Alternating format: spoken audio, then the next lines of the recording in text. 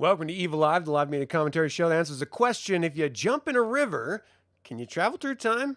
Subscribe if you're new to the channel because today we are reviewing Clive Barker's Chiliad, a meditation. All right, so my initial thoughts of Chiliad is that I have the audiobook from like a couple years ago when it first came out. And I listened to it twice on my commute back and forth to work. And in neither case could I focus, like actively focus on the audiobook, like actively reading. For some reason, the narrator, who is John Lee, is impossible to focus while you're like actively doing anything but just sitting here with ostensibly your eyes closed, listening to the words. Clive Barker is he's a fairly abstract writer in general. The substance of his writing is always top-notch and sexual and grotesque and beautiful. But when you couple that with a narrator who is clearly Scottish, deep accent, and just doesn't seem to really dig the content that he's reading, it just makes it doggone impossible. It's like when I tried to listen to one of the J.R.R. Tolkien books, Sons of Hurim, and it was Christopher Lee reading it. Like, I love watching Christopher Lee act. I think he's great. But as a narrator of Tolkien, get the fuck... I couldn't do it. I could not focus at all. It was killing me. And so this was very similar. And so I just sat down. I was like, look, it's Clive Barker. I love his work. I have to be able to actively listen to this. And so it was a bit of a lull for a couple days in my professional life. And so I just sat down and I just actively listened, like actively reading. And my initial thoughts of this book are, holy shit, I should have listened to this the first time. I should have done this years ago when I first picked this up, because this is a really interesting novel with some ideas that are just not novel. They're not new, but fascinating. Clive Barker has always done this really wonderful thing of touching on real history, but adding his own sort of spin on it. And again, if you like Clive Barker, then you know what I'm talking about. And he certainly did that with this. This is set in the year 1000 and then the year 2000, different millennia. And it uses the river as a connective tissue, basically the banks of the river, which are ostensibly not just, a physical river, but also a metaphor for traveling through time. It's not a new concept, traveling through time by means of a river. That's sort of, river flows in one direction, time flows in one direction. You can't go upstream usually. And so the metaphor is apt because it's pervasive.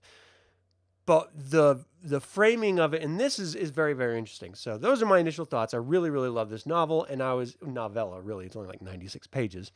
And I was a little frustrated that I didn't pay attention to it earlier when I initially picked it up. So the details. This is published by Subterranean Press in January 31st, 2014. And the audio version was released by Crossroads Press. Of course, it's written by Clive Barker. The audio version is narrated by John Lee, as aforementioned. And the book is set up into two different parts. And it's all framed. The framing device is the narrator is a god of sorts. It doesn't really explain what god or what type of god. It doesn't matter. People interpret it in different ways. And so it's just the idea of this immortal being who is walking along the river, thinking about writing a novel about life, existence, whatever, and ends up just observing and then taking notes from his observations, which create this. And that's why it's called Chiliad meditation, because it's just this god meditating on events surrounding the river. And there's a really great conclusive, almost like thematic statement at the end, no, I don't know. I can't think of what I was going to say before, but there's a sort of culminating point, which is a bit of an antithetical point, which is what I love about the reality of existence and the chaos of the universe. But you don't get it until the very end, and you really don't get the connective tissue until the very end either. And so the whole first half of this book, set around the first millennia, is framed around the idea of this congregation and this guy named Shank, who is sort of obsessed with this woman who, it's not really his wife, but she's not really anyone's wife, and she has very strange genitalia, but it kind of turns him on, and they start up this sort of strange affair. Ultimately, she ends up mutilated and dead, and her genitalia are mutilated as well. And so he, along with a bunch of other people, are trying to figure out who the murderer is of this woman who he had a form of a relationship with. And it's sort of driving him crazy. And so he pins it on these hillmen, as they're referred to, and he goes through the slaughter and murder of these hillmen. It already frames it before that slaughter even takes place that they are not the people who killed her. But that doesn't matter to him. The idea of revenge and getting just revenge is less important than the act of revenge. And this is something that I've actually seen in other films. Like, there's a lot of people who say the Charles Bronson death. It's not Death Proof. It's I don't know. The whole film is about Charles Bronson getting revenge on a murderer who came in, broke into his house, and killed his wife. But the film, and it's lauded as a revenge flick, but the film is not that. It's not a revenge flick because he doesn't kill the guy who killed his wife. He just goes out and kills random people. So he becomes the very act of crazy murder that killed his wife. But it's not framed that way for everyone who lauds the film as this great revenge film. And it's ironic as hell, but that's the reality of the film.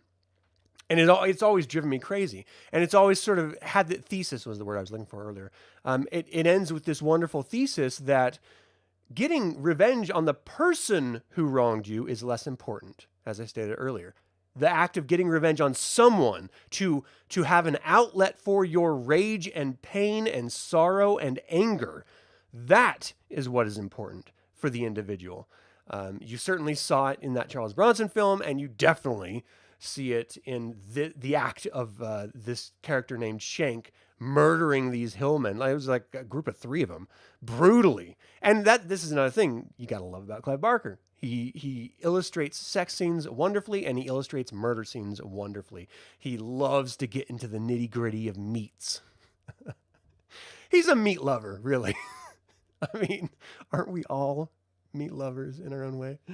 If not literally the act of like consuming it, then certainly like sexualizing meat, each other. We are all meat, to paraphrase the Lord of Illusions, or The Last Illusion. So also by Clive Barker.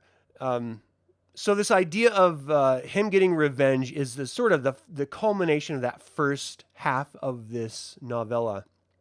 And the narrator then frames the idea of a Chiliad, which then, of course, pays off the title, being not just a period of 1,000 years, but also Chiliasm, or Chiliasm, or however you pronounce it, being the doctrine which postulates Christ's reappearance on earth in visible form, and then ultimately establishing a theocratic kingdom. The reason why they pay off it in multiple ways, the definition of what a Chiliad is because, again, in year 1000, that was a very religious era on this planet. It was, if the only way that you were really a literate person was if you were in the church. And it was the church that had control over most kingdoms, and if not abject control, certainly secondary control through, influence, like very powerful influence. But also over like peasants' lives. Like, you went to the church to get any semblance of joy or hope or explanation or anything, which then frames up the bishop of this area that, what's his name again? Shank was a part of, Bishop Michael, who is clearly tortured about something. And he doesn't really explain it initially, why he feels the way he does about life and everything. But it is a seed that's planted to the reader that, okay, there's something going on with this Bishop Michael, clearly. So an intelligent reader can guess the outcome, but ultimately he's just planting a seed at this point. then we get to go over. Oh yeah, and like Oswald, Shank's friend, ends up getting murdered as well, I believe. I'm trying to remember because this was a few days ago, and I've already started another book, and so my mind is in Bret Easton Ellis's The Shards at the moment, not Clive Barker's the Chiliad, but which is a great book, by the way. Can't wait to review that. So it's this idea of also being a friend of the murderer. You're trying to counsel him against, one, you're going to help him find the killer, but also two, you don't want to sort of get the wrong guy, because then you're going to face the consequences just as much as the individual perpetrating the murder. And then we get kind of break to the next Chiliad, the next 1,000 years, to the second half of the story, which then not only has its own isolated tale, but also winds back to the original. And this one's about Devlin, this character, this man. He's Devlin Combs. He's 41, married. He's a claims adjuster. And his wife, Mary Elizabeth, ends up being murdered on the same banks of the same river. I'm sorry, it's not the same banks of the same river. It's the same banks of a river, which is just the metaphorical river of time that everything happens on. And he, of course, wants revenge. And so the police refuse to do anything. He meets with a friend who says, look, I can help you. Go find this psychic. And he gives the psychic's card to him. He goes to the psychic, and the psychic's like, look, I can definitely help you see the murder. Are you sure you want to do that? Because, of course, there's trauma associated with witnessing the murder of your loved one. You think you want closure by witnessing it in order to find the bad guy, but bad things can happen out of this. And Devlin's like, well, yeah, of course, I don't care. I want to go back. I want to find out who murdered her. I want to get revenge. I need to find out. There has to be some penance, for murdering my Mary Elizabeth. And so she ultimately relents. She gives him a light, and this light is also a metaphor of that sort of the light bringer, the fallen angel of Lucifer, who is the most favored among heaven before his fall. It is the secret knowledge of man. This sort of the metaphor of divinity in the hands of man is more of a disaster than it is illumination, right? And so he takes this light and he travels the river of time. He literally presumably leaves his body and goes up the river and goes to the point where his wife was murdered. And he's witnessing someone off in the bushes, and he's witnessing his wife with this other man who was like this little kid that his wife had in her life. It was just like some rando kid that she introduced to him once. And they end up having an affair right there on the banks of the river, actively having sex. And then he sees the murderer come out, and it's him. He sees himself coming out and murdering his wife and his wife's lover. And then it all dawns on him as he's watching this. He's like, this can't be real. This can't be happening. He's like, oh shit, I did do it. I buried the act of doing it because I didn't want to admit to having done it. And it's just this really great moment of his horror of realizing that he's going to all these great lengths to find the man who murdered his wife, and it's just him the whole time. So ostensibly, he got away with the murder because the police didn't want to do anything about it. He's the only one pressing the issue. And then he realizes he can't get past it. There's no way he's going to be able to just be normal and act like he didn't murder his beloved wife.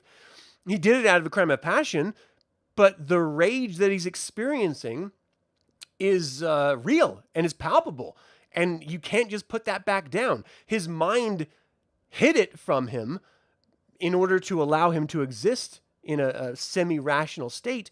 But with this right in front of his face, with that light, that forbidden light of truth from the psychic, he can't ignore it anymore. And so he sort of dissolves almost, and he goes into the memories of, like, his literal physical form goes into the memories of the boy that he just murdered, and then the boy's father that he just murdered. And he realized that there's this cycle of victimization and murder, much like sexual abuse is traditionally, and physical abuse is traditionally handed down from parent to child, who then hands it down to their children. And that's how you get this vicious cycle that is just, unfortunately, a very real part of the human condition. And it's horrible and it's sad, but it's real. And so you can't look away because that's what humans do. That's how we cope. We act out the traumas that we had suffered. And, nowadays we have therapy and stuff to help us sort of process that trauma, but that wasn't always the case. And not everyone believes in therapy. And so, again, it's just a very real cycle. So he goes through time, backwards into time, through this vicious cycle from person to person of physical abuse, witnessing it firsthand through all these people, all the way coming from him all the way out to history until he lands at the point where he walks up on the shore and he sees the woman that was Shank's girlfriend. I actually do have her name here, Agnes. He sees Agnes lying in the water, and then he sees the murderer of Agnes. And ultimately, it gets down to this point where it was the bishop, the church bishop, that murdered her, and he was going to cut his own manhood off because he's, again, the Abrahamic religions are arguably the worst invention of all human history.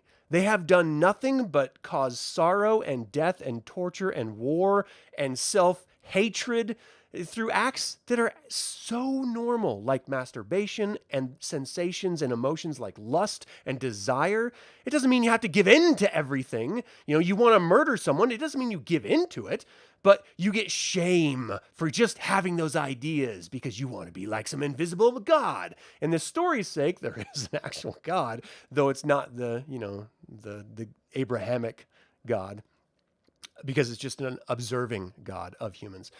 And so he witnesses the murder, and then he sees people coming down, like the hillmen coming down, witnessing the bishop's murder. And so the bishop leaves, seeds the information off to the congregation, which is then picked up by Shank and Oswald, where Shank then goes off and murders the hillmen. So it's this, and then he steps into the mind of the bishop, and he gets all the torture that he suffered, and he sort of comes back, and the ending thesis of all of this pain and torment ends up being that, cruelty begets cruelty, and that there is no grand scheme in life. It is just the chaos of experience. And in this particular story, that experience is just human cruelty being passed down as a natural trait of human behavior. And the desire of revenge is the perpetuation of that same cruelty. So it's this very beautiful statement that none of this means anything. It just is. All of this pain and suffering that these two people have paralleled through two different millennia, two different Chiliads, are just the result of humanity in all of its tortured and beautiful truth. It's just who and what we are as animals. And we try to elevate ourselves out of it by being religious. But the truth is, and by being better versions of ourselves, whatever that means, or trying to be an idolized version of whatever we imagine the best version of a person is. But none of that matters because we still are who we are at the core center. I love that message in this. I don't take it as a hard reality of life, but I do think it's a mirror of humanity. And that is one aspect of Clive Barker that I'm not sure people really get, is that he holds a mirror up to us and our desires and who and what we really are. And, for example, I've talked about this ad nauseum before in different videos, in different contexts, like Hellraiser, the book A Hellbound Heart. People think that the Cenobites are the bad guys. They're not. They are cosmic justice. They're cosmic givers. They're creatures of a different realm. They have nothing to do with good or bad or right or wrong. It's the humans in that book that are trying to be better or worse that are the bad guys. It's not the cosmic beings, the hell priests. And I just love that idea that Clive Barker has always seeded in everything he always does, is that there's not this overarching good, parent figure in the sky sort of pushing us around in our moralities or telling us how we should have a form of morality. They're just careless observers, just like in this story. And they just witness. That's it. I find solace in that. I find a fair amount of comfort in that, actually, because that it means that we can make a choice. We are choosing to either continue this cycle of cruelty begetting cruelty, as referenced in this story, or we can choose to break that cycle. We can give in to every single urge we have, or we can be a little more discriminating and give in to the ones that make sense in the moment that don't have great consequences down the line. We can judge and we can find justice in ways that may not send us directly through into prison, for example. You know, we can, it gives us an opportunity to choose, is I guess my ultimate point. So that's ultimately the entirety of the story. It's just these two events ending up being tied together in two different millennia by an observing God who, at the end, just gives himself to the river itself, which is just, it's beautiful. You know, redemption through fire. Ultimately, Devlin is consumed by the very flame that allowed him to travel through time, and the bishop is then consumed by it as well, which is this great idea that these forbidden truths that mankind has always sought are what will be our undoing individually, not cumulatively. But there is some beauty in that, you know? Hey, Achilles, how you doing, man? So I would highly recommend it. It's not a long read. If you pick it up at a library, you can get the audiobook. It's not a long listen. It's 96 pages, a couple hours, and you're going to be getting a lot of really great philosophical insight, not just from Clive Barker, but however you interpret it and however you process these ideas.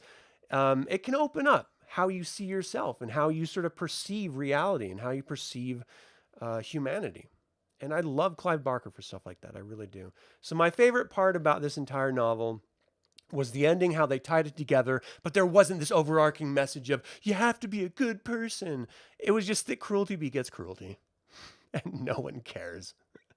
I love that. My least favorite part is that it took me 3 times to listen to it accurately. Like, I don't know what's wrong with me. There's clearly something wrong with me. I'm trying to do too many things at once. My mind is constantly racing in too many different directions. Unless I'm actively like reading pages on a book, it's hard for me to actively read. It's hard for me to just bury myself into the story. And so don't listen to this while you're doing something else. I would argue don't do anything while you're listening or reading, while you're consuming Clive Barker's material, because it deserves your full attention. Everything he does, in my opinion, is 100% brilliant. So give yourself in to the story, the wonderful worlds that he illustrates for you, and you will get something out of it. But that's my least favorite part, is me. That's it. All right. That's really all I had. It's not a long one, a long review. Just me saying, definitely go check it out because it's worth it. Because of all this, I gave it 4 out of 5. I would have given it 5 out of 5, but it's only 96 pages. It's just not long. Horatio. Sweet hell. Thank you very much, man. I really do appreciate you. First, the very first super on this channel. I appreciate you. Thanks for tuning in, man. Have you guys read this? Do you know anything about the Chiliad? Definitely check it out. Let me know in the comments below. As always, remember that evil spelled backwards is live. So get out there and be evil.